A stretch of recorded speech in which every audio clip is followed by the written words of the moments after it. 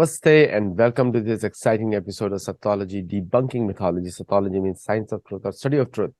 Opposite of that is mythology, which means science or study of fake, lie और imagination. आप सबका सत्योलॉजी के इस नए एपिसोड में बहुत बहुत स्वागत है। सत्योलॉजी यानी सत्य का विज्ञान या सत्य की पढ़ाई। उसके विपरीत है मिथोलॉजी, मतलब झूठ कल्पना, उसकी पढ़ाई या उसका विज्ञान। तो आज के शो में हमारे पास आप सबको बहुत पसंद करते हैं उनको। Let us welcome professor Kusumlata Kedia. Ji नमस्कार। नमस्ते। तो अभी नमस्कार। हम अभी हम लोग जो है यहाँ पर हमने चीन तक हम लोग आए हैं। चीन चीन का हम लोगों ने देखा इतिहास की किस तरह अमेरिकी योगदान रहा चीन पे। वो शो भी अभी लोग देखेंगे शॉर्टली। अब हम भारत पे आ रहे हैं। आज जैसे आज आपने बताया, एक बात मेरे को बड़ी अजीब सी लगती है कि भारत को हमेशा एक शक्ति के रूप में वेस्ट देखता है। हमेशा आप किसी से बात करेंगे अमेरिका में या किसी भी पश्चिमी देशों में, खुलकर भारत के विरुद्ध कोई बात होती नहीं है। भारत के विरुद्ध खुल के बात नहीं होती है, लेकिन एक्शन होते हैं सारे के सारे बिना बात किए हुए। क्या ये मतलब ये एक हिस्ट्री का एक्सपीरियंस है लोगों को कि भारत ने किस तरह ब्रिटिश को बाहर फेंका है? क्या वो है कि या किस प्रकार का ये, जबकि भारतीय गवर्नमेंट 2014 से पहले तो बहुत ही कमजोर गवर्नमेंट थी सारी की सारी। पीवी नरसिम्हा राव का छोटा सा एपिसोड छोड़ देंगे तो बाकी सब कमजोर गवर्नमेंट थी। तो तो ये इस पे क्या करेंगे, इसके बाद हम लोग शुरू करते हैं कि अभी भारत में क्या चल रहा है, वो राजनीति। ये मामला बड़ा पुराना है और आपने जो मुझे बताया कि कुछ मेरे शो बड़े पॉपुलर हो रहे हैं, 9,000 या कितने लोगों ने देखा है, तो मैं आज के शो में कुछ बारीक बातें करूंगी जो भारत के चैनल्स पर मैंने नहीं किया है। कभी हम दो चार लोग बैठते हैं तो जो चर्चा करते हैं उन बातों को आज मैं बताऊंगी कि ये मामला क्या है। तो आपका जो प्रश्न है उसका उत्तर देने के पहले 2-4 मिनट में समय ले रही हूँ। Please please. जो अपना जो थीम चल रहा है 21वीं सदी की भू राजनीति, इसके केंद्र में भारत है। क्यों है इस पर हम तुरंत आएंगे या 2-4 मिनट में आएंगे। केंद्र में भारत है। कब से है? कम से बहुत दिनों से है, या अगर आजकल की बात करें तो 100-150 साल से केंद्र में यूरोपीय लेखकों के द्वारा दिखाई पड़ता है। लेकिन अगर ध्यान से देखें, जैसा मैंने लगातार अपने सभी भाषणों में बताया है, जब जर्मनी की चर्चा की, जब जापान की चर्चा की, जब चीन की चर्चा की 20th सेंचुरी में और 20th के पहले 19th सेंचुरी में, केंद्र में भारत है। अब जो आपने तो आज आज और अगला मेरा इसी पर रहेगा, कैसे 21वीं सदी में पुनः भारत राष्ट्र अपने स्वाभाविक स्वरूप को पुनः प्राप्त कर रहा है। तो क्या खो गया था? खोया हुआ नहीं है, ये चीजें खोती नहीं है। राष्ट्र एक नित्य इकाई है, लेकिन ग्रहण तो होते रहते हैं, छाया आती रहती है और छाया जाती रहती है। तो एक जो ये छाया सी आ गई है 70-80 साल में या 50 साल में या 100 साल में, ये छाया हट रही है।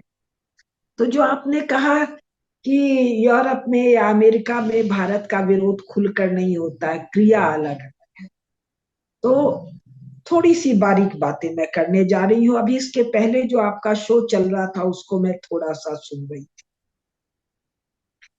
अगर यूरोप को देखें तो यूरोप क्या है भाई? हिमयुग 10,000, जो हिमयुग आखिरी हिमयुग है, ये 10,000, 12,000, 18,000, 16,000 अलग अलग समय ये लोग ये बताते हैं।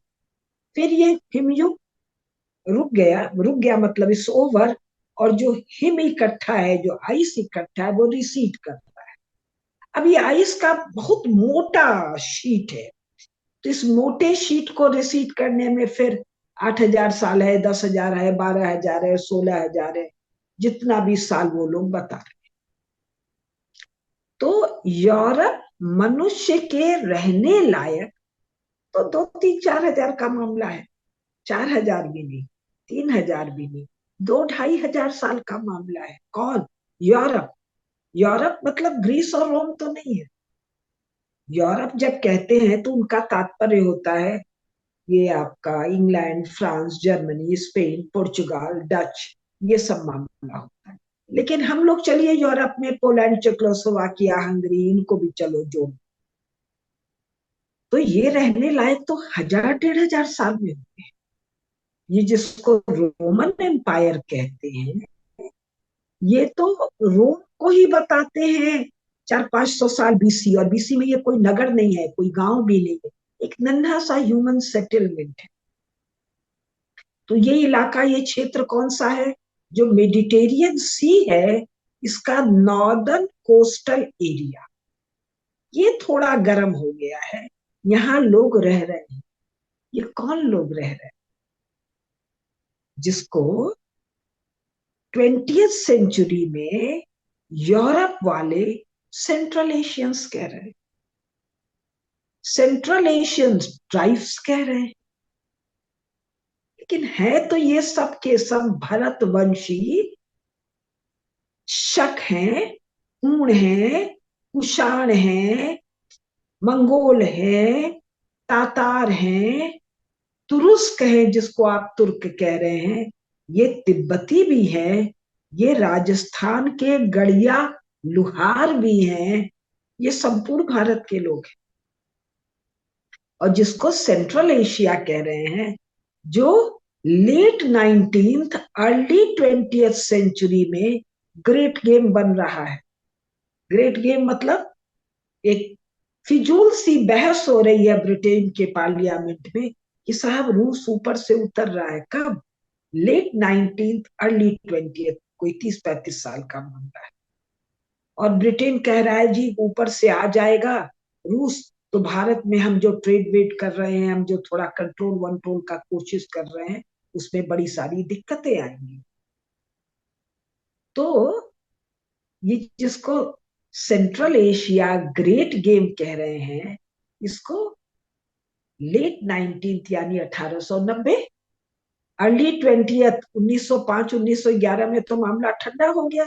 इसमें ब्रिटिश पार्लियामेंट में यही कहा जा रहा है ना कि रूस भारत में आ रहा है।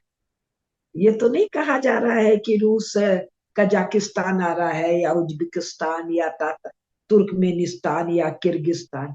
ये सारे शब्द तो सोवियत रशिया के डिसइंटीग्रेशन के बाद 1990 में आए हुए शब्द है ना।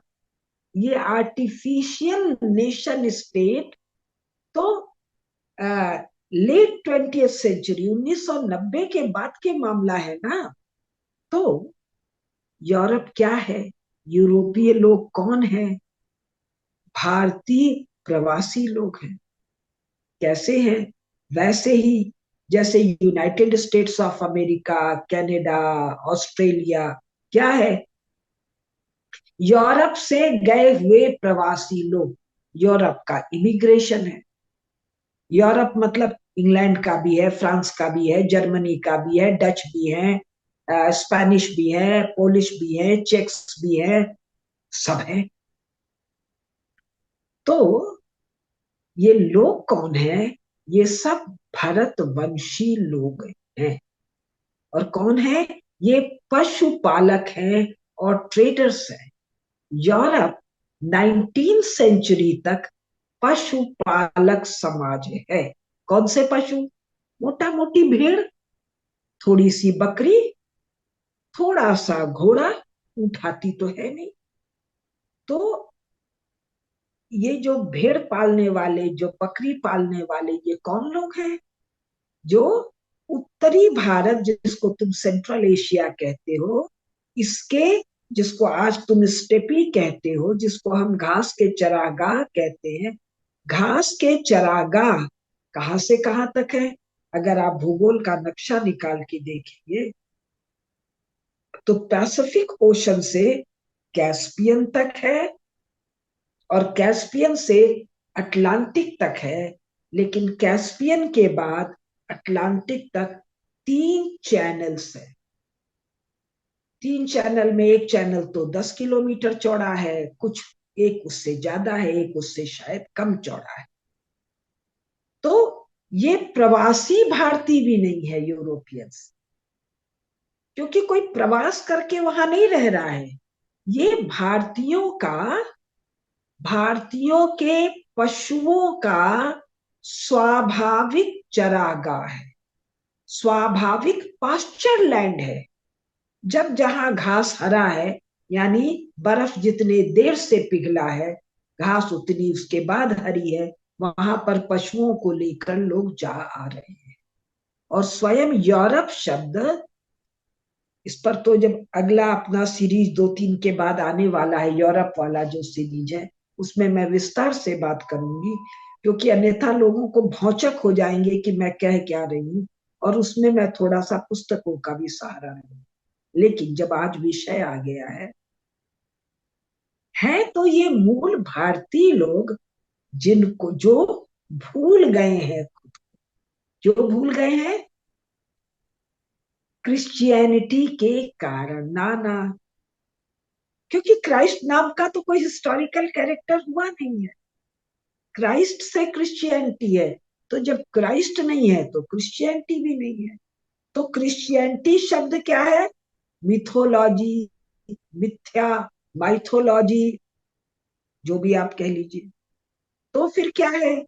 ये मिथोलॉजी कहती है, माइथोलॉजी कहती है कि कोई 4th सेंचुरी 3rd सेंचुरी में कोई कॉन्स्टेंटाइन है जो कि कन्वर्ट होती है। माइथोलॉजी, क्योंकि कोई क्राइस्ट हुआ ही नहीं तो कोई क्रिश्चियनिटी हुआ ही नहीं। अर्नोल्ड टोइन भी कहते हैं कि ये डॉक्यूमेंट फोर्ज हुआ है 8वीं शताब्दी। तो 8वीं 9वीं शताब्दी में, यानी आज से कुल 1200 साल, ये कुछ, अब ये जो मैं बोल रही हूँ इसके लिए मैं क्षमा प्रार्थी हूँ। मैं जो कुछ शब्दों का प्रयोग कर रही हूँ, ये यूरोप और अमेरिका में लिखी हुई पुस्तकों के आधार पर बोल रही हूँ। और ये सब मैं यूरोप वाले सीरीज में पुस्तकें दिखाऊं। कुछ कुछ न्यूरोटिक यूरोपीय लोगों के दिमाग से निकला हुआ Christ. Christ is a construct of neurotic, certain neurotic men, not women। फिर वो चर्च निकलता है। तो ये चर्च वाला मामला कोई पुराना मामला नहीं है, ये 1000-1200 साल का ये पहले शुरुआत है। और 18वीं शताब्दी में तो ये नष्ट होना शुरू हो गया। तो जो ये बिगिनिंग है 8वीं 9वीं शताब्दी में, ये पीक पर जाता है 15वीं 16वीं 17वीं शताब्दी। तो आप लोग कहेंगे जी 15वीं तो रेनेसा है। अरे रेनेसा के बाद इंक्विजिशन भी तो है, रेनेसा के बाद विच हंट्स भी तो है, रेनेसा के बाद बर्निंग ऑफ विमेन भी तो है, रेनेसा के बाद वो जो प्रोटेस्टेंट मूवमेंट है, वो लूथर का रिफॉर्मेशन जो है, उसमें कैसे भयंकर दारुण अत्याचार है। और ये अत्याचार क्यों संभव हुए हैं, ये सब मैं विस्तार से उस सीरीज में बात करूंगी। एक प्रमुख कारण है यूरोप की टोपोग्राफी और क्लाइमेट। और एक लाइन बता रही हूँ, इस टोपोग्राफी और क्लाइमेट के कारण, जिसको यूरोप कह रहे हैं, कब कह रहे हैं? 19th 20th सेंचुरी में। उसके पहले नहीं कह रहे हैं। उसके पहले तो कोई रोमन एम्पायर है और कोई होली रोमन एम्पायर है। रोमन के बाद जो होली रोमन है, वो होली है कि अनहोली है कि डेविलिस है, इस पर यूरोप में बहुत लिखा गया है। जो चर्च का पैशाचिक शिकंजा है यूरोपियन लोगों पर, जिसको कि यूरोप वालों ने क्रिश्चियन कॉन्क्वेस्ट ऑफ यूरोप कहा है, एंड दिस इज बारबैरिक कॉन्क्वेस्ट। ये कॉन्क्वेस्ट संभव हुआ कि क्योंकि यूरोप में जो ह्यूमन सेटलमेंट है, ये पॉकेट्स में है, छोटे छोटे पॉकेट्स में है। मैं बार बार शब्द का प्रयोग कर रही हूँ, ह्यूमन सेटलमेंट। शहर नहीं, विलेजेस नहीं, गांव नहीं, नगर नहीं, महानगर का सवाल ही नहीं है। इस पर हम लोग जब यूरोप वाली सीरीज चलाएंगे तब चर्चा करेंगे। तो ये जो पशुपालक लोग अपनी भेड़ों को, थोड़ी सी बकरियों को, कुछ घोड़ों को लेकर चरागाह की तलाश में आते हैं, तो ये छोटे छोटे ग्रुप्स में 5,000, 2,000, 1,000, 6-7 हजार, ये किसी एक जगह सेटल कर जाते। और ये सेटलमेंट्स कनेक्टेड नहीं है, आइसोलेटेड है। कब तक? 18वीं शताब्दी। इस सब पर हम बात करेंगे यूरोप पॉलिसी में। तो इन पर भयंकर मार काट और नृशंस अत्याचार संभव है, लेकिन इन सब नृशंस अत्याचारों के बावजूद आज के यूरोपीय लोगों में अपने भारत मूल का स्मृति शेष है, स्मृति बचा है, स्मृति में जीवन है, स्मृति में प्राण है। इसलिए भारत के प्रति आदर भी है।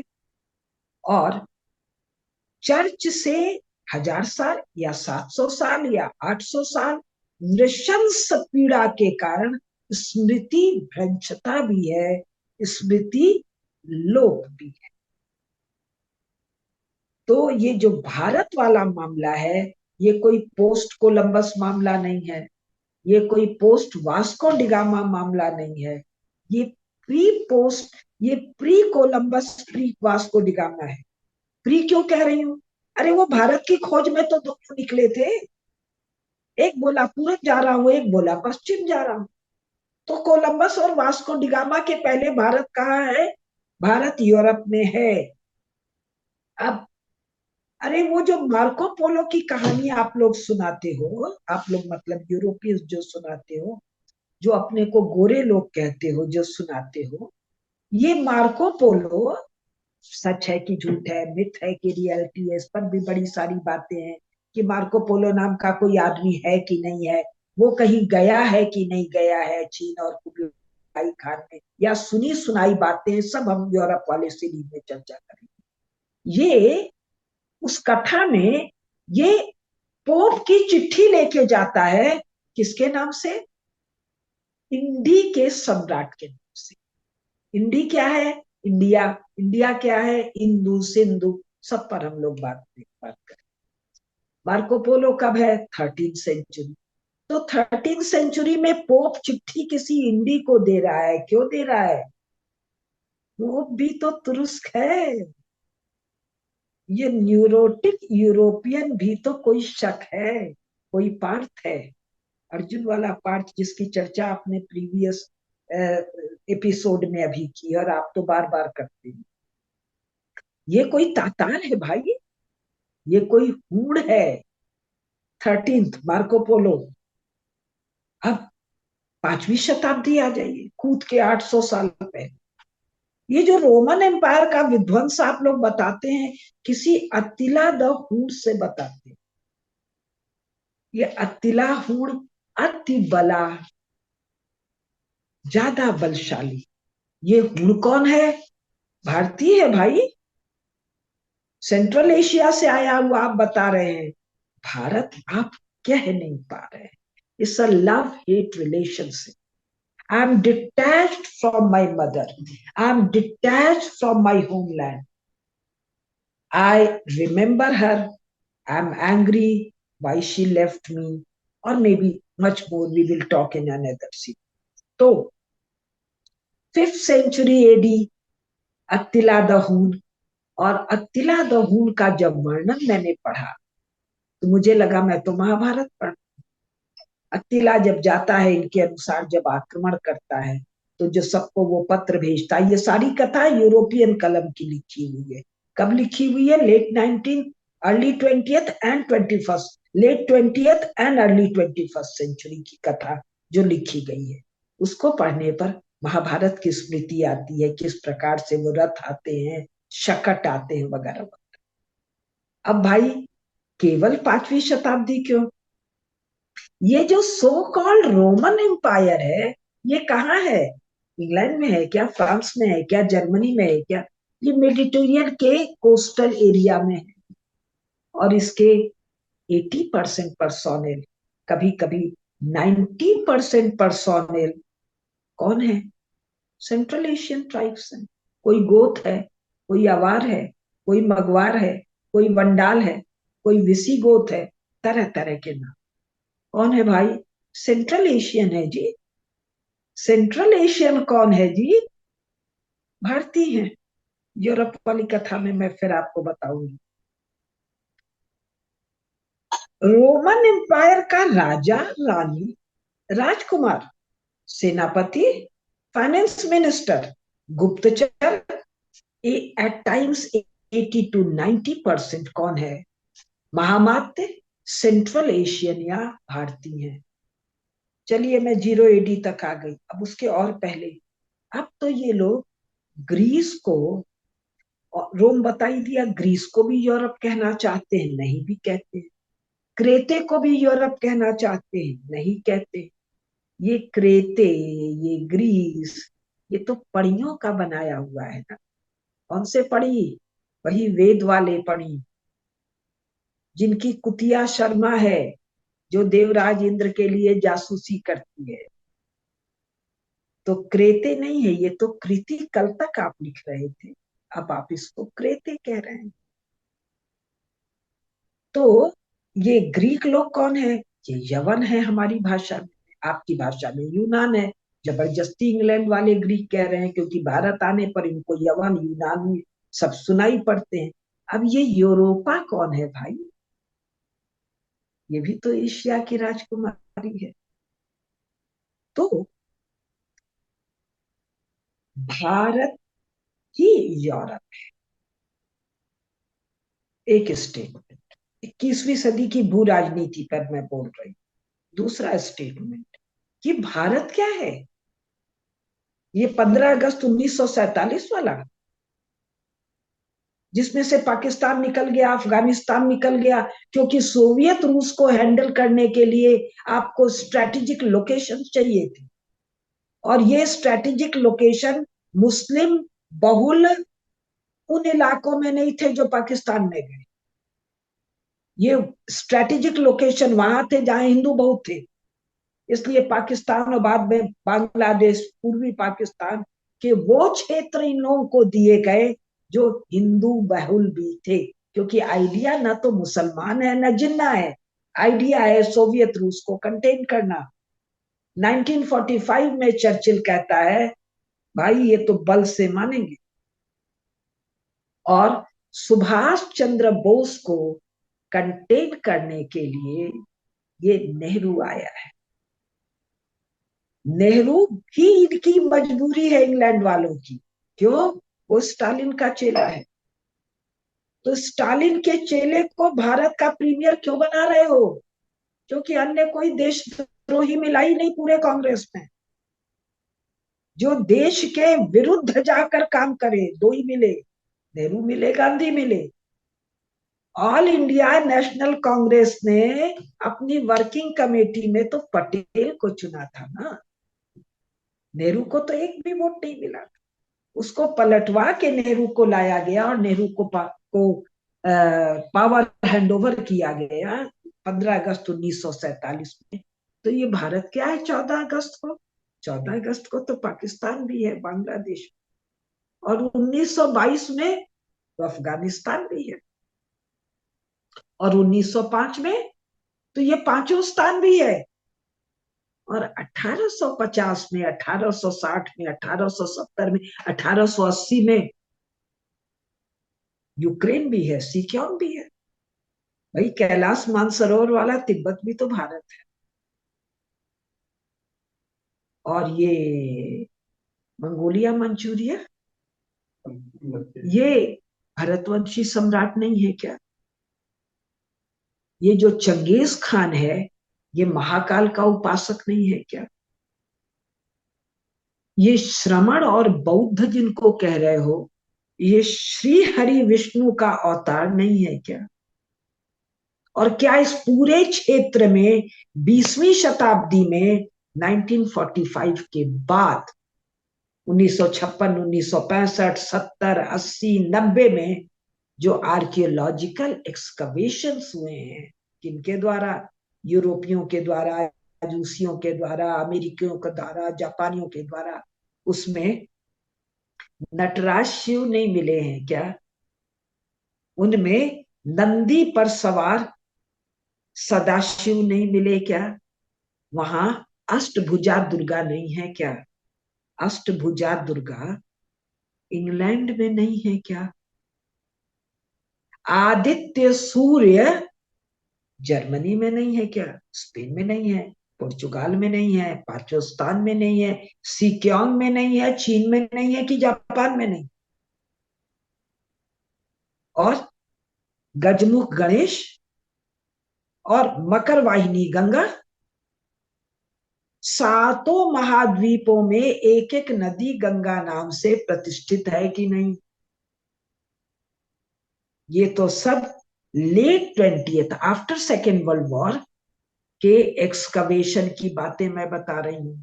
और भाई, ये साउथ ईस्ट एशिया, जिसको तुमने नए नए नाम दे दिए, चंपा को तुमको वियतनाम क्यों बनाना पड़ रहा है? जावा, सुमात्रा, बोर्नियो, श्याम, ब्रह्मदेश को क्यों सेकेंड वर्ल्ड वॉर के बाद विचित्र विचित्र नाम क्यों देने पड़ रहे हैं? वियतनाम क्यों कहना पड़ रहा है? म्यांमार क्यों कहना पड़ रहा है?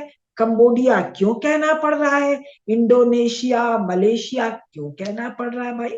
Y are you playing the politics of name? बारीक बात कह रही हूं। To kill, to disrupt the continuity, to bring a rupture in the memory. काहे की मेमोरी? हम सब भरतवंशी हैं, हम सब सनातन धर्मी। क्या ब्रह्मा चतुर्मुख, हाथ में वेद और कमल लिए हुए ब्रह्मा नहीं मिले सब जगह? क्या जापान में भगवती सरस्वती नहीं है? कि रोम में नहीं है? कि स्कैंडिनेवियन, नॉर्वे, स्वीडन और फिनलैंड में नहीं है? टोंटू क्या है? और फर्टिलिटी के देवता नहीं है क्या? Extreme north, Norway, Sweden, Finland, Denmark में नहीं है क्या? अग्नि देवता नहीं है क्या? मित्र नहीं है कि वरुण नहीं है? कौन नहीं है? डायना नहीं है क्या? आइसिस नहीं है क्या? तो सेंटर पे कौन है? जम्बू द्वीप है, भरतखंड है, आर्यावर्ते है। कब से है? जब से यहाँ के कुछ लोग जाके वो कृति में बसे। कौन? पणी लोग कृति तक बस गए। अब कृति में तभी बसे जब तुम बता रहे हो, या पहले से है? और केवल यही क्यों भाई, वो जो जहां पर, जहां के लोग मुझे सुन रहे हैं, ये दोनों अमेरिका, ये सेंट्रल अमेरिका, यहाँ जगदम्बा नहीं है क्या? यहाँ राम, लक्ष्मण और सीता नहीं है? कि हनुमान नहीं है?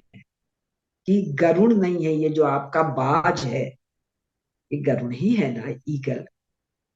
तो सेंटर में भारत है। भारत क्यों है?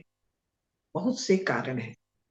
क्योंकि मैं 21st सेंचुरी जियो पॉलिटिक्स की बात कर रही हूं, इसलिए उसको ध्यान में रखते हुए कह रही हूं। सेंटर में भारत इसलिए है क्योंकि भारत राष्ट्र है। राष्ट्र की परिभाषा नहीं बता रही, मुझे आता भी नहीं है। रामेश्वर मिश्र पंकज जी आप लोग को बताएंगे। राष्ट्र में राज्य है,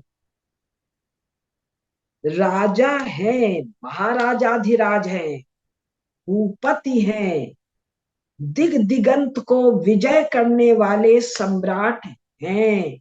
और केवल सम्राट नहीं है, साम्राज्ञी भी हैं, महिषी भी हैं, अधिराज कुमार, क्राउन प्रिंस वो कहते हैं, अधिराज कुमार भी हैं।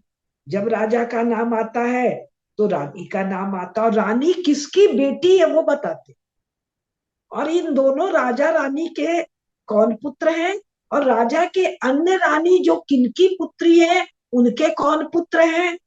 महाभारत। मैं जम्बू टॉक्स पर महाभारत पर 31 भाषण दे चुकी हूँ, एक एक घंटे के। जम्बू टॉक ये निधीश गोयल जी चलाते हैं जयपुर से, आप लोग चाहें तो वहां जा सकते हैं। ये बताते हैं कि इन सम्राट के महामात्य कौन है, इनके सारथी का नाम क्या है, इनके पुरोहित का नाम क्या है, इनके सेना नायक का नाम क्या है, सब लिखा हुआ है, सब रिकॉर्ड है। अब इन राज्य को चलाने के लिए केवल कोई छत्री लोग नहीं लगे हैं, सारा का सारा ब्राह्मण समाज लगा है। ब्राह्मण समाज के पास आयुध का ज्ञान है। संपूर्ण वॉरफेयर किसके पास है, ब्राह्मण समाज के पास।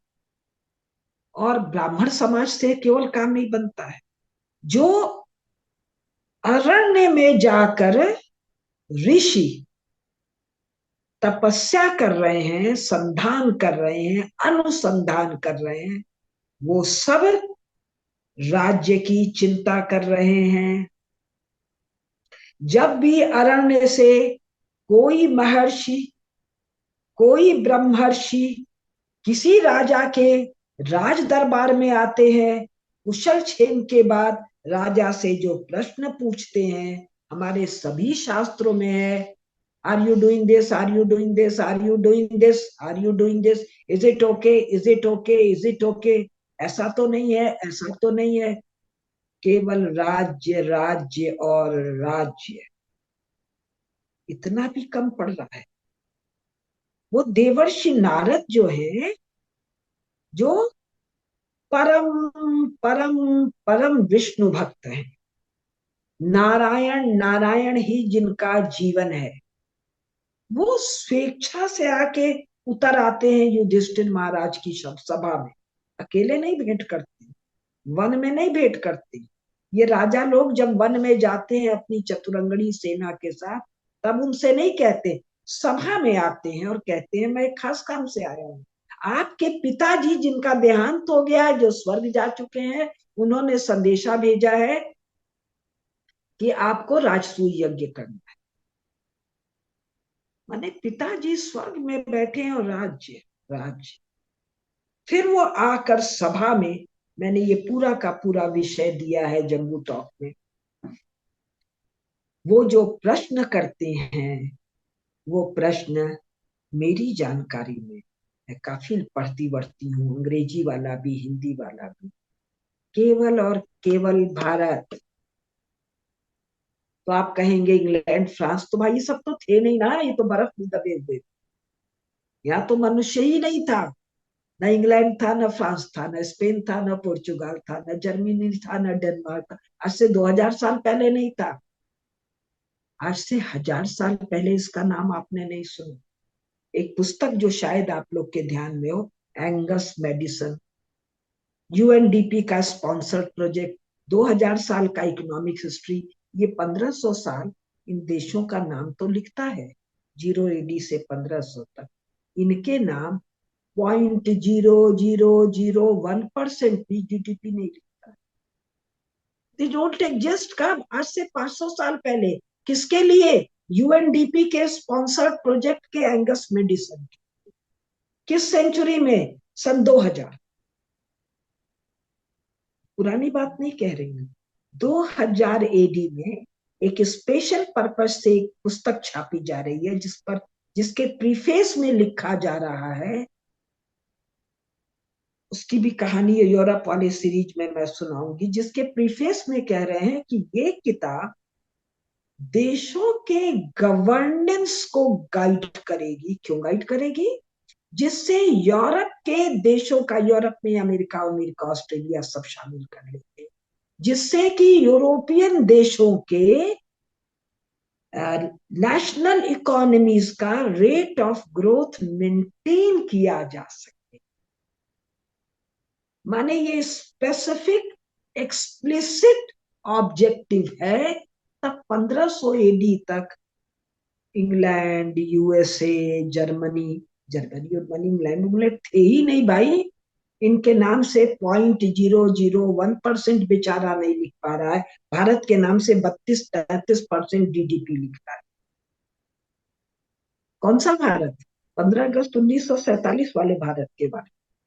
अब इस भारत में आप जोड़ दीजिए पाकिस्तान, बांग्लादेश, इस भारत में आप जोड़ दीजिए अफगानिस्तान, इस भारत में जोड़ दीजिए जो आपका रॉबर्ट कैपलन कह रहा है फारस की खाड़ी तक, इस भारत में आप जोड़ दीजिए मलक्का ट्रेड चंपा तक, इस भारत में आप जोड़ दीजिए पांचों स्थान, 64%। ये 32% डाल डाल रहा है चीन के खाते में, कभी 32, कभी 28, कभी 27। बेचारा खुद अपने इंट्रोडक्शन के पहले दूसरे पेज में कहता है all conjecture, all guesstimate, etcetera etcetera. इस पर हम विस्तार से बात करेंगे अपने यूरोप वाले सीरीज में। तो केंद्र में कौन है? भारत। कहां से बोल रही हूं? यूएनडीपी का स्पॉन्सर्ड प्रोजेक्ट एंगस मेडिसन। कब? 0 एडी से 1500 एडी नहीं, नहीं, 1600 भी, 1700 भी, 1800 भी, 1860 19वीं शताब्दी में भी इंडिया लार्जेस्ट इकोनॉमी। कौन? एंगस मेडिसन, जो 1860 में भी ये भारत नहीं ले पा रहा है। लव एंड हेट रिलेशनशिप, डर भी है, प्रेम भी है। डर क्यों है, इसी पर हम बात करेंगे। तो और चीन के खाते में डाल रहा है। चीन तो इतना सा है ना, चीन तो मांचुओं का गुलाम है ना। उसके पहले मंगोलों का, उसके पहले तातारों का, उसके पहले हुनों का, उसके पहले तुरुस्कों का, उसके पहले तिब्बतियों का, सब भरतवंशी। उसके खाते 32% डाल देता है। यानी 15वीं शताब्दी में, पहली शताब्दी में इतना सा चीन नहीं, इतना बड़ा। अरे ये इतना बड़ा चीन भी माओ के समय कितना परसेंट था भाई? तुम्हारे अपने अनुसार खाने को नहीं था। और माओ के समय क्यों? शी जिनपिंग के समय आप कह रहे हो जी second largest economy. Second largest economy को बंदूक और तोप से घर में बंद करना पड़ता है। सेकेंड लार्जेस्ट इकोनॉमी के लोग बैंक से रुपया ना निकाले, इसके लिए तोप लगाना पड़ता है। सेकेंड लार्जेस्ट इकोनॉमी के सिटीजन को बीमारी में दवा पानी नहीं मिलता है, घर में कैद करना पड़ता है। सेकेंड लार्जेस्ट इकोनॉमी के बड़े लोग गायब हो जाते हैं। तो अब भारत को ले लीजिए। भारत की 5वीं है, 7वीं है, 10वीं है, 15वीं है, कब? 2014। और नरेंद्र मोदी 17वीं, 8वीं, 70वीं, 80वीं, 88, पता नहीं कौन सी इकोनॉमी है। 80 करोड़ लोगों को कोरोना के लॉकडाउन में भोजन घर पहुंचा दे, जब ट्रेन भी बंद है। 80 करोड़ लोगों को। भारत पता नहीं कब कहा कौन सा पिछड़ा हुआ बैकवर्ड बेकार सी जगह है। वो खटाखट कोरोना आने के बाद वैक्सीन बनाता है, अपने लोगों को वैक्सीन देता है, दुनिया को वैक्सीन बांटे। और ये कौन सा भारत? ये 15 अगस्त 1947 के बाद वाला भारत, जिसकी छाती पर नेहरू धड़े वाले कांग्रेस का पत्थर रखा हुआ है, जो उसके पुरुषार्थ को बांध। ये वो भारत है जो सनातन के प्रवाह को थामने के लिए राज्यकर्ता को राज्य की छाती पर बैठा दिया गया। तो भारत है केंद्र में, क्योंकि भारत है जम्बूद्वीप, क्योंकि भारत में है राज्य। यूरोप में राज्य नहीं है, अमेरिका में राज्य नहीं है। भाई राज्य होगा तो राजा होगा ना, राजा होगा तो स्टेट क्राफ्ट होगा ना। राजा होगा तो ये थोड़ी उठाए कोई चला आया, कोई लफाजी मतलब भाषण दे रहा है, और भाषण दे के लोगों को प्रभावित करके वोट डलवा रहा है, वो वोटों का मैनिपुलेशन हो रहा है, and he becomes president of United States of America. No भाई, आपके ड्राइवर को भी लाइसेंस लेना पड़ता है कार, गाड़ी, जीप, स्कूटर भी चलाने के लिए, और स्टेट चलाने के लिए आपने कोई ट्रेनिंग ही नहीं ली, आपके पास कोई लाइसेंस ही नहीं है। भारत में सम्राट, दिग्विजयी, राजसूय नहीं, छोटा वाला राजा, वो छोटा वाला भी भारत का राजा यूरोप के बहुत देशों से बहुत बड़ा है। उस छोटे वाले राजा के राज्य में राज्य पुरोहित है, उसको बेटा को पढ़ने गुरुकुल जाना है। गुरुकुल में केवल व्याकरण नहीं पढ़ना है, वेद पढ़ना है, वेदांग पढ़ना है, उपनिषद पढ़ना है, स्टेट क्राफ्ट पढ़ना है, ज्योतिष पढ़ना है, शस्त्र पढ़ना है, शास्त्र पढ़ना है, धनुष भी चलाना है, तीर भी चलाना है, व्यू रचना भी करना है, जासूसी को भी सीखना है, और इतने विशाल स्टेट पर्सोनेल को कंट्रोल करना है। और ये विषय कितने लंबे हैं इसका वर्णन आप, मैं तो महाभारत आजकल बोल रही हूँ तो बार बार उसका नाम ले रही हूँ, रामायण है, रामचरितमानस है, हजारों हजारों ग्रंथ है, ग्रंथों का लिस्ट आप लोग कभी रामेश्वर मिश्र, पंकज या आदित्य जी से सुनिएगा। तो और ये कब से है? महाभारत हमारा 5100 साल पहले लिखा हुआ ग्रंथ।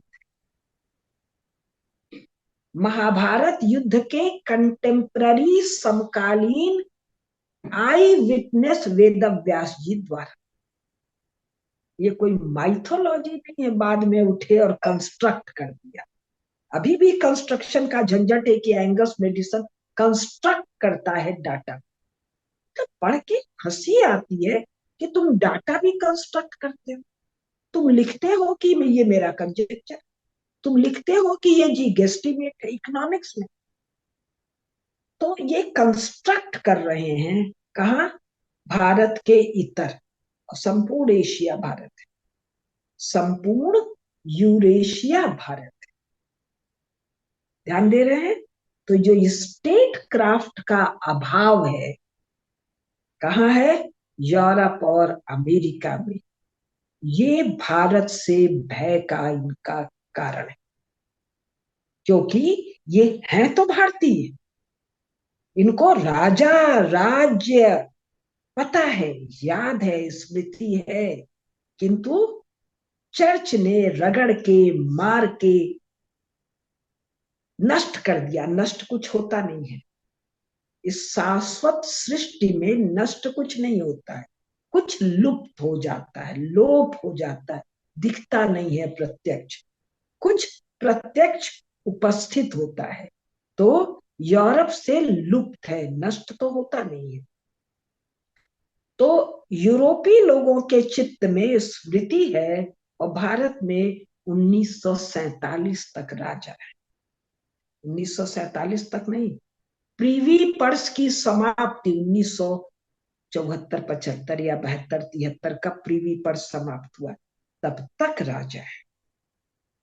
राजा है मतलब प्रधानमंत्री है, राजा है मतलब सेनापति है, राजा है मतलब कोष है, राजा है मतलब न्याय व्यवस्था है भारत में। कब तक? अभी तक। और ये लोग मर थोड़ी जाते हैं, ये सारे लोग जीवित रहते हैं, ये सारा ज्ञान जीवित रहता है, एक क्षण में प्रदीप्त हो जाएगा। वो प्रदीप्त करने वाला कौन है? स्टेट पर्सोनेल, ज्ञान के संवाहक, हमारे आचार्य, हमारे रामानुजाचार्य, हमारे वल्लभाचार्य, हमारे शंकराचार्य, हमारे शैवाचार्य, हमारे शाक्ताचार्य। मैं तो इस विषय को जानती नहीं हूँ ठीक से। तो आज अभी समय है, तो जो विषय है कि 21वीं शताब्दी में इन सारे आर्टिफिशियल,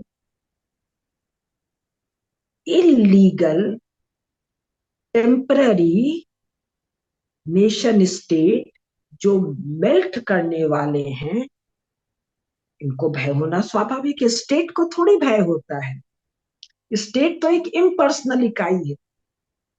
ये स्टेट, ये इलीगल आर्टिफिशियल स्टेट बनने के कारण जिन समूहों का वेस्टेड इंटरेस्ट इनमें जनरेट हो गया है, उन ग्रुप्स को भय होना स्वाभाविक, एंजाइटी होना स्वाभाविक है, उनका कॉन्स्पिरेसी करना स्वाभाविक है।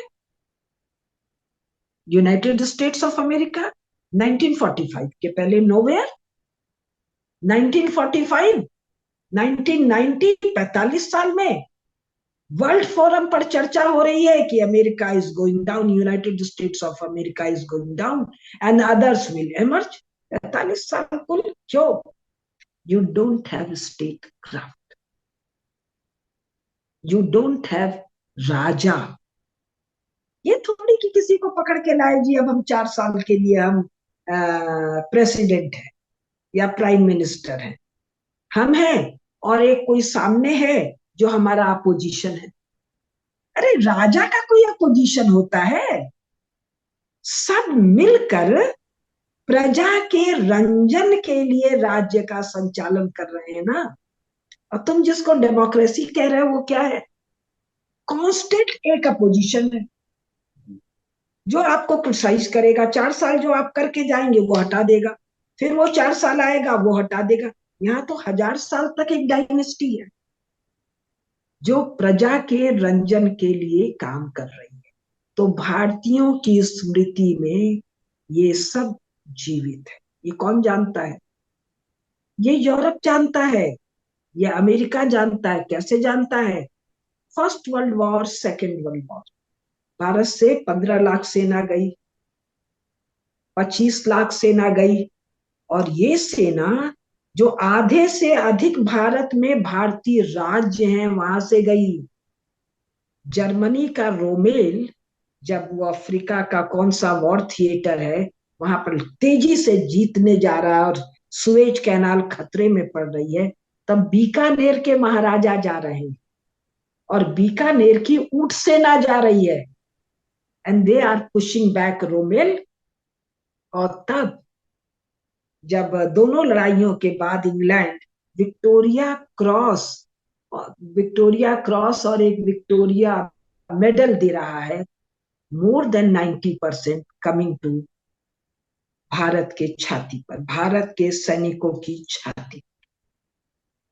तो यूरोप को याद है, इंग्लैंड को याद है, जर्मनी को याद है, फ्रांस को याद है, रूजवेल्ट ट्रूमैन के बाद वालों को याद है, किसिंगर को याद है।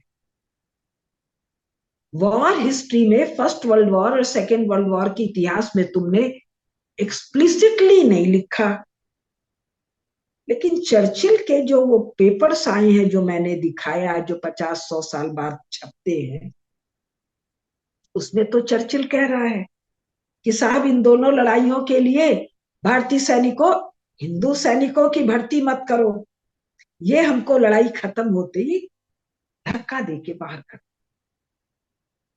जो 1945 में चर्चिल के विरोध के बावजूद भारत से भागने की तैयारी कर रहा है इंग्लैंड, क्यों तैयारी कर रहा है? ये जो 25 लाख सैनिक हैं, दूसरा पॉइंट ले रही हूं, पहला मैंने लिया राज्य, दूसरा मैं ले रही हूं सैन्य सामर्थ्य, कि ये जो 25 लाख सैनिक जो सारे वॉर थिएटर्स में लड़ाई करके विजयी होके भारत लौट रहे हैं, इन्होंने तो यूरोपियंस की, अमेरिकन की, ऑस्ट्रेलियंस की, जर्मन्स की, सबकी पोल देख ली है। और अब ये लौट रहे हैं, लड़ाई खत्म हो गई है, दे विल बी अनएम्प्लॉयड और they will be employed in the by the rajas of Bharat. भयंकर खतरा, इनसे तो हम जर्मनी से निपटे हैं, हम इनसे का खा के निपटते। भारत का सैन्य सामर्थ्य। दूसरा जो आपने कहा, सम्मान भी है, भय भी है, कंट्रोल भी करना चाह रहे हैं, तो स्वाभाविक है जो कंट्रोल करना चाह रहा है वो स्टेट पावर नहीं। फिर एक बारीक बात कह रही हूँ, जो कंट्रोल करना चाह रहा है वो नॉन स्टेट प्लेयर्स हैं जिनका ये इलीगल आर्बिट्रेरी स्टेट फॉर्मेशन में वेस्टेड इंटरेस्ट है। एक कोई जॉर्ज सोरेस, एक पता नहीं आपके चैनल पर मैंने एक को देखा, मेनी मेनी मेनी नेम्स, लेकिन ये नाम स्टेट से नहीं लड़ सकते। State is many times more powerful than non state players. क्यों? तीसरा पॉइंट, नॉन स्टेट प्लेयर्स का जीवन छोटा होता है। 10 साल, 20 साल, 25 साल, 30 साल, 50 साल, 100 साल, 100 साल तो होता है। जब कम्युनिस्ट पार्टी का लाइफ 100 साल नहीं हुआ, 70-80 साल में रूस में चला गया, चीन में जा रहा है, ये तो मनुष्य है। स्टेट का लाइफ लंबा हो, इनका जो प्रयोजन है वो बहुत छोटा होता है नॉन स्टेट प्लेयर्स का। अपना और अपने ग्रुप के लिए थोड़ा सा लालच, थोड़ा सा, 100 बिलियन, 500 बिलियन, 500 ट्रिलियन, ये राज्य के सामर्थ्य के सामने थोड़ा है, क्योंकि राज्य के कुछ लोगों का शक्ति है। ये उन राज्यकर्ताओं को इन्फ्लुएंस कर सकता है, खरीद सकता है, जो इलीगल राज्य करता है। जो लीगल राज करता है वो तो देशभक्त है। राज्य का प्रयोजन प्रजा का रंजन है, राज्य का प्रयोजन धर्म चक्र का प्रवर्तन है। Very long, very broad, very big objective, और इस ऑब्जेक्टिव के पूर्ति के लिए पूरा शास्त्र है। नॉन स्टेट प्लेयर के पास कहाँ शास्त्र है? रूस उतर आया अफगानिस्तान में, तो ये अमेरिका वाले, कोई आर्मी वाले या पेंटागन वाले या जो वाले भी रहे हो, इन लोगों ने कुछ छोकरों को पकड़ लिया, Osama bin Laden type, train brain किया और कहा जाओ लड़ो। क्यों अमेरिकी सैनिक नहीं जाएंगे? क्यों नहीं जाएंगे जी, वियतनाम में मार खा गए। अरे मृत्यु से ऐसा भय, मृत्यु का ये भय यूरोप में बसे हुए भारतीय मूल के लोगों को चर्च ने दिया है। सनातन का अगर आप निरंतर साधना नहीं करेंगे, संधान नहीं करेंगे, सेवन नहीं करेंगे, जो नहीं हुआ वह छूट गया। इसीलिए उनको कौन सा छत्री कहते हैं, अभी याद आएगा, कई बार वो शब्द प्रयोग किए। तो मृत्यु का ऐसा भय कि हम लोग नहीं मरेंगे और तुम्ही लोग को मार दे, तो एक ओसामा बिन लादेन खड़ा कर। अगर अमेरिका में राज्य होता तो ओसामा बिन लादेन नहीं खड़े किए जाते, अमेरिकन सैनिक जाकर रूसी सैनिकों को निपटाते। तो राज्य का बल बढ़ता, प्रजा का बल बढ़ता, मनोबल बढ़ता, सामर्थ्य बढ़ता, यश बढ़ता, कीर्ति बढ़ता, हौसला बढ़ता। लेकिन कौन भेज रहे हैं? Non state players. स्टेट तो एब्सेंट है। तो जो प्रॉब्लम है 21वीं सदी में, अमेरिका कहो, कनाडा कहो, ऑस्ट्रेलिया कहो, G7, G20 कहो, कौन है? मोटा मोटी यूरोप और यूरोप का एक्सटेंशन, 60, 70, 80, 100 साल का extension. They don't have state, and state is not an institution which can be created in 20 years. State craft कौन बताएगा आपको? आपके यहाँ तो अभी भी चर्च डोमिनेट कर रहा है, उसकी सारी खोपड़ी क्या लगी हुई है? कन्वर्जन। क्यों कन्वर्जन? पगलाहट, पागलपन, कि कोई गॉड है, कोई शैतान है, उन दोनों में कोई लड़ाई चल रही है, कोई कयामत आ रही है, उस कयामत थोड़ा सा समय है, क्यों खत्म हो गया? नहीं नहीं, समय है। तो वो कोई शैतान और गॉड में लड़ाई हो रही है, तो किसके खाते में कौन है वो जीत जाएगा? ऐसी ऐसी पागल धारणाएं केवल न्यूरोटिक माइंड में है, तो वो लोगों को कन्वर्ट कर रहे हैं। कन्वर्ट करने के पीछे अल्टीरियर मोटिव है, ज्यादा पैसा, ज्यादा एक्सप्लॉयटेशन, ज्यादा परवर्स सेक्सुअल ग्रेटिफिकेशन। सेक्सुअलिटी की भी समझ नहीं। ये स्त्री पुरुष के शारीरिक मिलन के परम आनंद का विषय है। इसको तुम इतने घटिया, घिनौना, गंदा बना दिया। कौन कर सकता है perverse mind? Why mind is perverse? Sanatan की साधना नहीं है, सत्य की, ज्ञान की, तप की साधना नहीं है। गुड क्या है, बैड क्या है, पुण्य क्या है, पाप क्या है, स्वर्ग क्या है, नरक क्या है, सबकी न्यूरोटिक परिभाषा है। कोई मर जाओगे तो धरती के नीचे पड़े रहोगे, फिर कोई एक कयामत का दिन आएगा और उस दिन जाओगे। इन न्यूरोटिक थॉट्स के साथ स्टेट फॉर्मेशन नहीं संभव। स्टेट फॉर्मेशन के लिए आपको नारद, देवर्षि नारद चाहिए। आपको देवताओं के गुरु बृहस्पति चाहिए। आपको असुरों के भी गुरु शुक्राचार्य चाहिए। और शुक्राचार्य और बृहस्पति, महर्षि बृहस्पति भाई है। आपको अगस्त्य मुनि चाहिए, भारद्वाज जी चाहिए, आपको नारद जी चाहिए, आपको गुरु द्रोणाचार्य चाहिए, आपको महर्षि परशुराम चाहिए। ये तो सनातन की शरण में जाने पर ही संभव है।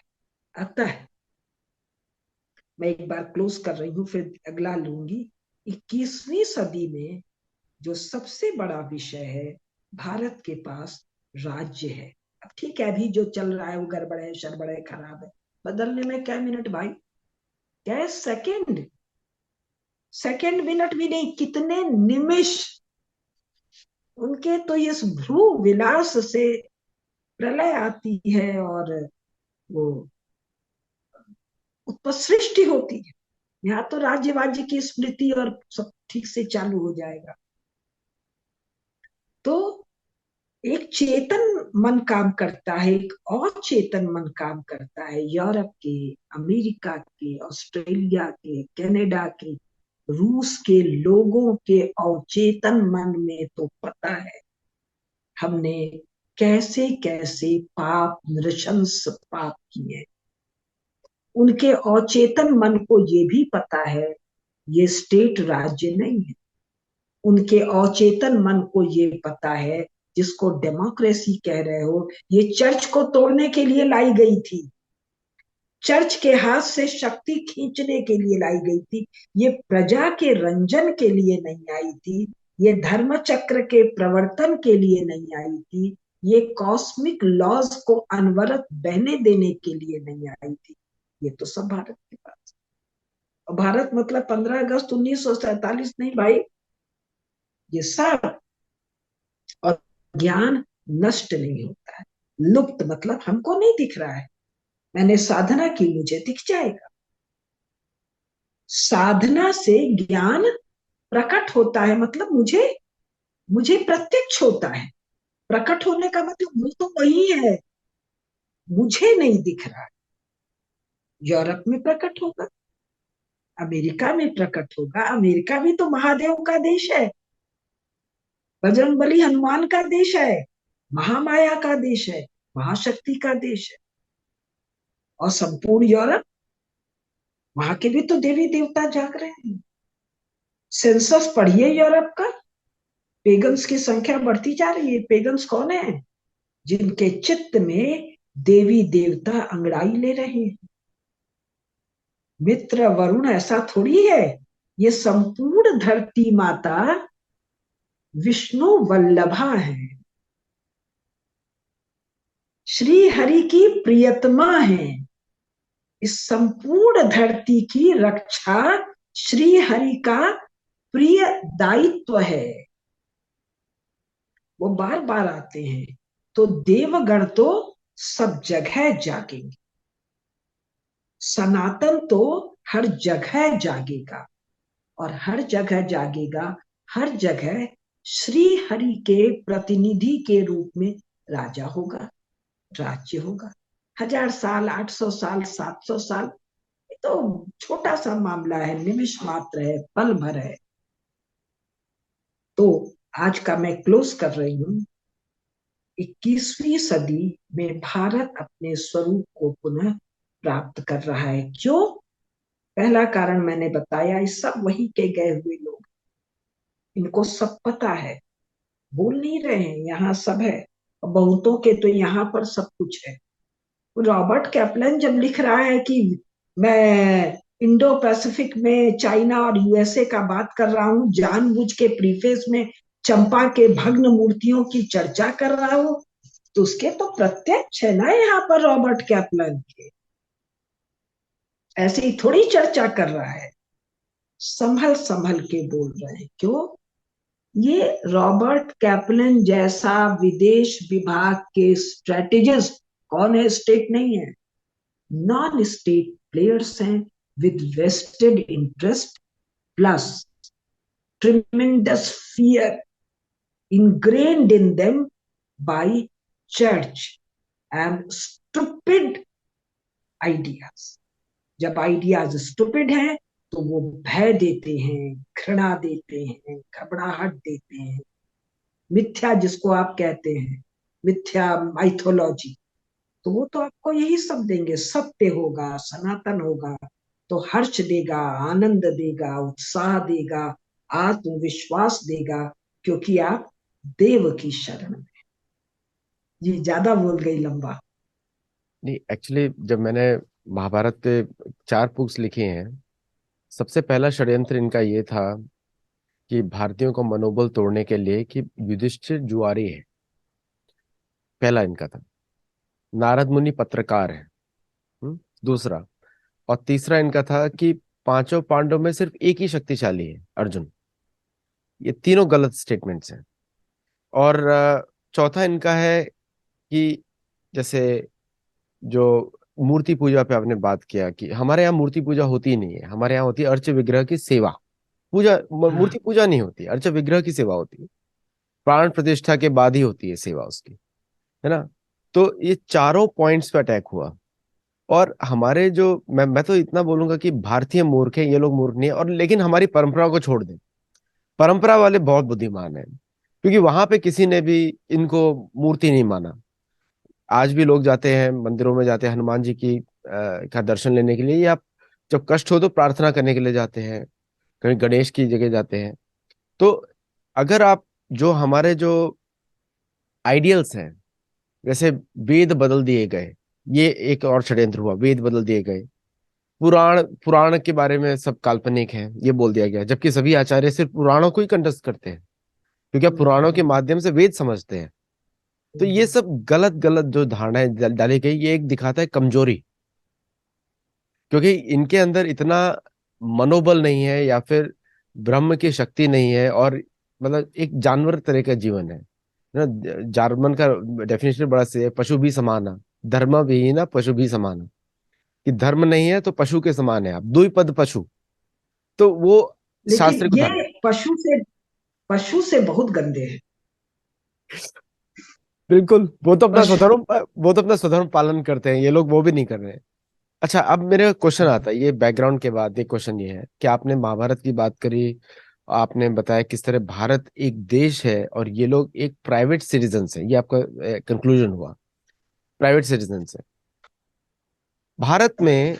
आपको क्यों लगता है कि जो प्राइवेट सिटीजन्स हैं, क्योंकि धर्म की रक्षा प्राइवेट सिटीजन करता है, क्योंकि वो एक एक निजी दायित्व है, वो स्टेट के ऊपर डिपेंडेंट नहीं होता कभी भी धर्म का सेवा। क्योंकि स्टेट जो है वो एक तरीके का, वो एक निष्पक्ष भाव में कार्य करता है, क्योंकि वहां पे हर प्रकार के व्यक्ति होंगे। युधिष्ठिर के समय में भी हर प्रकार के व्यक्ति हैं, यहाँ तक कि युधिष्ठिर के समय में वर्णों के बीच में शादी भी हो रही है, क्रॉस मिक्स। युधिष्ठिर स्वयं बोलते हैं कि किसकी शादी किससे हो रही है, कौन सा बच्चा हो रहा है, वो उस पर हमारा कोई कंट्रोल ही नहीं है। लेकिन क्योंकि उनका निजी धर्म है, कृष्ण के प्रति उनकी आस्था है, तो कृष्ण को बार बार जैसे राजसूय यज्ञ में स्थापित कर देते हैं, फिर उसके बाद जहां भी जाते हैं कृष्ण की बातें करते हैं। तो वो अपना निजी दायित्व को स्टेट की एक डेफिनेशन दे रहे हैं ना? तो अगर भारत जैसे आज भारत बहुत ही भारत तो हमेशा ही बढ़ेगा, क्योंकि ये देवताओं की भूमि है, वो आगे ही जाएगा, वो उसमें तो कोई दो राय नहीं है। क्योंकि चाहे भारतीय गवर्नमेंट नालायक आ जाए, लेकिन देवता इसकी रक्षा जरूर करेंगे। लेकिन तो ये जो आज जो भारतीय समाज है, जो कि वेस्टर्न आइडियल जिसको आप डिबंक कर रही हैं अपने पूरे शोज में, उसको उसको फॉलो करने की वैलिडेशन के पीछे भाग रहा है, उसको कैसे समाप्त किया जा सकता है? देखिए, मैंने नोट नहीं किया, लेकिन पांच छह बातें आप पूछी। हम्म। मैंने प्राइवेट सिटीजन नहीं कहा, नॉन स्टेट प्लेयर्स कहा। ये स्टेट ही नहीं है तो ये सिटीजन कैसे हुए? जिनकी मैं बात कर रही हूँ वो भारत की बात अभी नहीं कर रही थी, मैं यूरोप इधर उधर की। तो ये नॉन स्टेट प्लेयर्स है ना, प्राइवेट सिटीजन मैंने कहा ही नहीं। दूसरी बात, हाँ, देखिए, राज्य वाली बात में आपने जो कहा, हम एग्जैक्ट लिखे नहीं तो बोल नहीं पा रहे हैं। राज्य तो है ही धर्म चक्र प्रवर्तन के लिए, बिल्कुल। अन्यथा राज्य का क्या करना है? धर्म दंड स्थिर रहे, इसलिए दंड विधान राजदंड। राजा का एक ही काम ही है, जो वर्णाश्रम धर्म है या क्या, उसको ठीक से मैं नहीं बोल पाऊंगी, आप लोग ज्ञानी है, एक्चुअली राज का शब्द बहुत कि लोगों को उसमें मालूम। जो बाधा आ रही है उसको हटाना, सब बाधा को हटाना। तो अभी की जो बात कर रहे हैं, तो भाई ये तो नेहरू गांधी कंटिन्यूटी चल रहा है ना। तो आप जिनको कह रहे हैं वैलिडेशन ले रहे हैं, वैलिडेशन ले रहे हैं, आप खुद ही बोले कि वो नारद जी को पत्रकार कह रहे हैं। तो मूर्ख कह रहा है। मूर्ख कौन है? आपने बताया जी, परंपरा से कट गया। परंपरा से कटते ही मूर्ख हो गया। तो मूर्ख तो सारे काम मूर्खता की करेगा और नष्ट होगा। नष्ट होगा मतलब उसका पुण्य क्षय होगा, उसका आनंद क्षय होगा, उसका सुख का क्षय होगा। नष्ट होना इसको कहते हैं। लेकिन ये तो थोड़े बहुत है ही है ना। लेकिन आप भी तो है, मैं भी तो हूँ, मिश्र जी भी तो है, और हमारे गुरु लोग, हमारे आचार्य लोग हैं। हम लोग तो वो थोड़े से लोग हैं जो आके यहाँ थोड़ा बोल बाल रहे हैं, इन बातों को फैला रहे हैं, उनसे कुछ सीखे हुए लोग। लेकिन उसके जो मर्मज्ञ आचार्य लोग हैं, और ये केवल जो जीवित प्रत्यक्ष लोग हैं, यही थोड़ी काम कर रहे हैं। आज या कल, मैं कल वाले एपिसोड में मैं जो महाभारत में बताने जा रही हूँ, युधिष्ठिर, सम्राट युधिष्ठिर और द्रौपदी जी के कथन, तो उसमें वो प्रमाण की बात करते हैं, वेद की बात करते हैं, जम्मू टॉक्स पर मैं करने जा रही हूँ। दूसरी बात जी, षड्यंत्र किया। मैंने क्या कहा? बेचारा नॉन स्टेट प्लेयर डरा हुआ है भाई, घबराया हुआ है, क्योंकि उसके पास परंपरा का आधार नहीं है। खड़ा ही काहे पर है? डुगमुग डुगमुग हवा में है, पतंग है। तो वो कुछ तो कॉन्स्पिरेसी करेगा, कुछ तो छल घात करेगा। राहुल गांधी कुछ तो करेगा, चर्च कुछ तो करेगा, यूरोप अमेरिका वाले कुछ तो करेंगे भाई। अब इससे ना दुखी हुआ कीजिए आदित्य जी। ये सब तो मेघनाथ भी नहीं है, मैं तो अक्षय बिल्कुल कुमार भी नहीं है, रावण को भी छोड़ दीजिए, उसके नाना मामा माली सुमाली भी नहीं है। ये तो बेचारे उसके भुनगे हैं। आप चर्च को देख लीजिए और रावण को देखिए। रावण के सामर्थ्य के आगे चर्च कुछ है क्या? बिल्कुल नहीं, पॉसिबल नहीं। महिषासुर के सामर्थ्य के आगे, त्रिपुरासुर के आगे ये चर्च ही भुनगा है। और इस भुनगे चर्च को यूरोप के वीर स्त्री पुरुषों ने नष्ट कर दिया। होली रोमन एम्पायर से वेटिकन कहाँ पहुंचा? आधा किलोमीटर, 800 या 8000 आदमी, वो भी रो गा पैर बूर गा के पकड़ के यूरोप ही निपटा दिया। अमेरिका का प्रेसिडेंट कहता है कि मैं सर्विस करूंगा चर्च की, बाइबिल की, ओथ लेता है, लेकिन कहता है जी मैं सेकुलर हूं, मैं सब जगह जा रहा हूं। उनके कंट्राडिक्शन को देखिए। तो जो इस समय जो शत्रु लोग हैं, शत्रु लायक हैसियत नहीं है, बाधक लोग हैं, अवरोधक लोग हैं। तो महाभगवती गंगा जब चल रही हैं, तो छोटे छोटे पत्थर हैं, इनसे सनातन का प्रवाह, सत्य का प्रवाह थोड़ा रुका हुआ दिख रहा है, थोड़ा गंदला दिख रहा है, थोड़ा गर्मी की नदी दिख रही है। बरसात होने दीजिए अभी। नरेंद्र मोदी जी आए हैं, फिर योगी जी हैं, और ये लोग तो जब बाकी सम्राट आएंगे तो ये तो बच्चे बच्चे दिखेंगे। हमारे नेहरू के बाद का कूड़ा साफ करते हुए लोग दिखेंगे। हमारे संप्रदायों में एक प्लस बात है कि हम लोगों को प्रसन्न होना सिखा देते हैं कि आप हाँ। जहां भी हैं प्रसन्न रहे। ताने सिता सुजीवान तनुवान मनोभिर। तो एक अब देखिए, राज आप शब्द। तो आचार्य से पढ़े हैं, मैं नहीं पढ़ी हूँ, लेकिन मुझे ये पता है कि भाई जिसका नाम ही सनातन है, दिया जल रहा है, भुन गया कि उसके ऊपर लहरा रहे, जी देखो भुनगा षड्यंत्र कर रहा है दीपक को बुझाने का। अरे बेचारा जल जाएगा, जल रहा है निरंतर। अच्छा, जो लोग राज की बात करते हैं ना, लोगों को संधि संस्कृत आते नहीं है ठीक से। राज में अज आता है, अज और र आता है। जिसका अज में राग हो उसको राज बोलते हैं। मतलब राजा का पर्पस है अज में राग उत्पन्न करना। राग मतलब अटैचमेंट। अज मतलब विष्णु, तो जिनका जन्म ना हो। अच्छा, तो मुझे नहीं राज पता। तो राज का अर्थ हो गया अज में राग प्रोड्यूस करना, है ना। अरे वाह। जैसे हम और आपको बोलेंगे जैसे जात, जन्म हुआ, हम्म। जिसका जन्म हुआ वो ज धातु आ गया। उसमें हाँ हाँ अज हाँ। लग गया तो परमात्मा हो गया, भगवान विष्णु हो गया। हो, वेरी ट्रू, वेरी ट्रू। तो जब हम धर्म में राज बात है तो राज शब्द ही बड़ा धार्मिक शब्द है। तो राज्य तो उसी का होगा जिसका अज में विश्वास हो। तो देखिए, सुनिए, आपने तो बड़ी भारी व्याख्या कर दी। अब श्री हरि में प्रेम कहाँ है? यूरोप में, अमेरिका में। है और नहीं एक कहीं। गहरे अर्थ, और एक गहरे अर्थ में उनके भीतर जो चिन्मय है, उसको तो प्रेम है।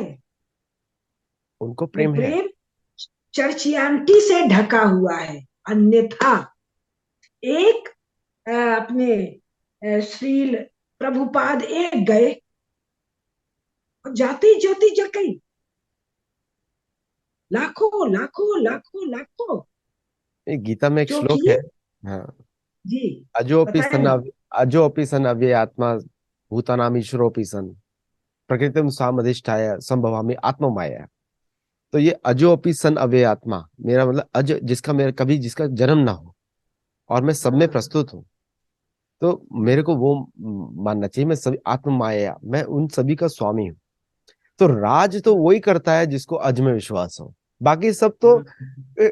बाकी सब तो रज कर रहे हैं राज। डेमोक्रेसी कर रहे हैं ना, इलेक्शन कर रहे हैं।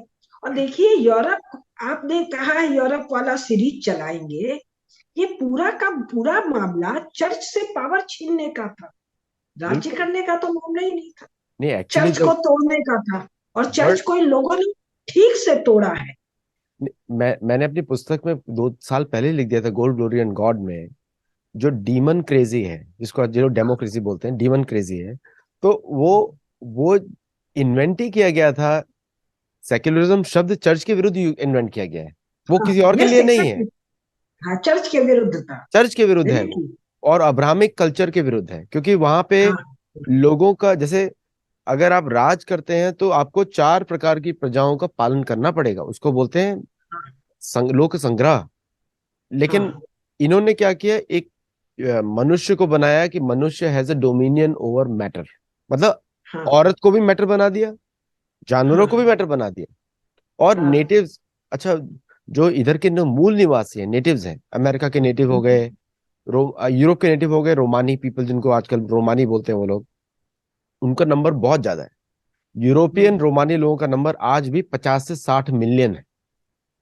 लेकिन वो ढके हुए रहते हैं, चर्च के अंदर डरे हुए रहते हैं, क्योंकि इनका उनका ह्यूमन राइट्स का, अगर आपको विश्वास नहीं है परमात्मा के ऊपर, तो आप जानवरों के जैसे लोगों को मारेंगे, जैसे स्लॉटर हाउस में करते हैं, वो हुआ। लेकिन आज जो है क्या हो रहा है कि भारत की वजह से या हमारी वजह से, जैसे भारत के एक मिनिस्टर थे सुषमा स्वराज, मेरी उनसे 2000 जब वो मैं वाराणसी गया था भारतीय प्रवासी दिवस में, उनसे मेरी मुलाकात हुई थी। उन्होंने मुझे एक बात बोली। उन्होंने, तब मैंने बुक नहीं लिखी थी गोल्ड ग्लोरी एंड गॉड, उन्होंने बोला, अगर तुम कुछ कर सके हो किसी के लिए, तो ये जो नेटिव लोग हैं उनके साथ तुम कुछ करना कभी।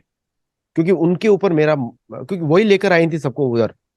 तो मैंने उनको बोला कि मैं पुस्तक का मेरे पास बहुत मटेरियल है, मैं लिखने वाला हूँ गोल्ड ग्लोरी एंड गॉड, और मैं नेटिव की तरफ से लिख रहा हूँ। तो उन्होंने मेरी बुक का, मैं बुक्स बहुत पहले से लिख रहा हूँ, पब्लिश अभी कर रहा हूँ।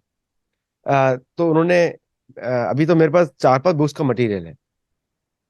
और तो उन्होंने मेरी बुक का ट्रांसक्रिप्ट देखा और मुझसे बोला इस बुक, ये इन्फॉर्मेशन मेरे पास नहीं है। तो उन्होंने बोला कि अगर तुम इसी एंगल पे नेटिव्स को के साथ तुम कार्य करो, तो एक दिन वो अज को पूजा शुरू कर देंगे वापस। तो मतलब एक तरीके से मतलब आप अगर आप देखें कि जब तक आपने बहुत ही, मतलब आप तो बहुत विदुषी हैं, आपने पूरा ग्राउंड से आप पूरा रिसर्च करते हैं।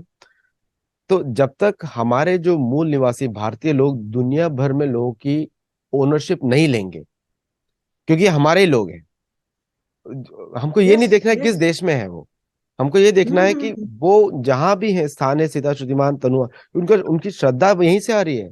जैसे अमेरिका का हम्म नाम टर्टल आइलैंड है, कुर्म देश, यहाँ के नेटिव्स हम्म का। यूरोप का हम्म नाम है, यूरोप का नाम है शक वहां के नेटिव लोगों का। तो हम्म। और साउथ अमेरिका के लोग तो मैं तो उनको आधा हिंदू ही बोलता हूँ, लॉस्ट हिंदूज बोलता हूँ। तो लेकिन ये एक हमारे भी रिस्पॉन्सिबिलिटी है कि हम उनका रिस्पॉन्सिबिलिटी ले। एक भारत ही एक देश है जो नेटिव आज भी है, आज भी मतलब जी मूल निवासी है। तो अगर आप कुछ ऐड करेंगे करेंगे, नहीं तो फिर ये शो रैप करते हैं और यूरोपियन सीरीज पे आ जाएंगे इसके बाद। जी। और किसी, मैं अपने, जो लोग मुझे सुनते हैं उनसे मैं बात नहीं कर पाती हूँ। तो है तो ये विधा एक अर्थ में अच्छी कि बहुत लोग तक पहुंच जाते हैं, और एक अर्थ में बहुत अटपट है, पता ही नहीं किससे मैं बात कर रही हूँ। एंड उनको क्या मुझसे कुछ पूछना है, मुझसे कुछ कहना है, तो वो भी पूछते हैं नहीं आपको, पता। बहुत क्वेश्चन पूछते हैं आपको, ट्विटर यूट्यूब पे आप जाके देखिए, क्वेश्चन पूछ रहे हैं आपको। अच्छा, तो ऐसा नहीं हो सकता है क्या कि वो लोग आपको प्रश्न भेज दें और उसका उत्तर मैं बोल कर दे दूं, किसी एक लिख संडे के को ही दे लाइव दूं? शो करते हैं, उसमें सिर्फ प्रश्न हाँ। होता है। तो उसमें आप जी जुड़िए, और फिर उसमें हम लोग दर्शकों के लाइव क्वेश्चन आंसर भी लेंगे सबके सामने। तो देन दे जी कैन आस्क डायरेक्टली आल्सो। जी। तो एक एक दो एपिसोड करके इसको खत्म जब करें, हाँ, एक या दो और लेंगे, तब एक बातचीत हो जाए। बिल्कुल, हो जाएगा, हो जी जाएगा। जी। तो क्योंकि दर्शकों आपने, मैं उन लोग को धन्यवाद देना चाहती हूँ कि इतने अच्छे से सुन रहे हैं। नहीं आपको, मैं तो बहुत आभारी हूँ सबका जो देखते हैं हमारे वीडियोस और लंबा समय देखते हैं। मतलब एवरेज व्यूअरशिप हमारा 25 मिनट है, वो की रिकॉर्ड है सबके लिए। क्योंकि जो बाकी सब शोज में देखता हूँ तो 2 मिनट 3 मिनट रहता है और जय श्री राम जी बोल के लोग निकल जाते हैं, लेकिन हमारे शोज में लोग पूरा अंत तक जुड़ते हैं। तो बहुत बहुत आप सबका आभारी भी हूँ।